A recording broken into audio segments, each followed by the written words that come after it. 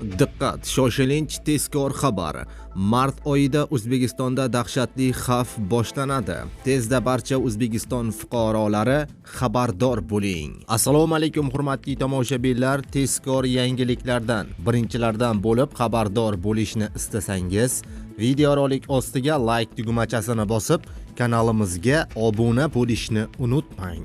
Like bosgan insonni Xudoyim doim qo'llasin. Martda yana magnit bo'ronlari kuzatiladi. Mart oyida butun yer bo'ylab kuchsiz, o'rta va kuchli o'nlab bo'ronlar kutilmoqda. Ma'lum qilinishicha, 7, 8, 16 hamda 18 mart kunlari kuchsiz magnit bo'roni, 1, 9, 15, 26 va 28 mart kunlari o'rtacha magnit bo'ronlari sodir bo'ladi. Shuningdek, kuchli magnit bo'ronlari esa 12 hamda 14 mart kunlariga to'g'ri kelmoqda. Ma'lumot uchun, magnit bo'ronlar Quyoshdagi tebranishlar oqibatida bir necha soatdan bir necha kungacha davom etadigan yer magnit maydonidagi buzilishlar hisoblanadi. Mutaxassislar bunday paytda kamida 7-8 soat uxlashni maslahat berishadi. Bundan tashqari, ovqat ratsionidan yog'li va achchiq ovqatlarni olib tashlab, kuniga kamida 2 litr suv ichish tavsiya qilinadi.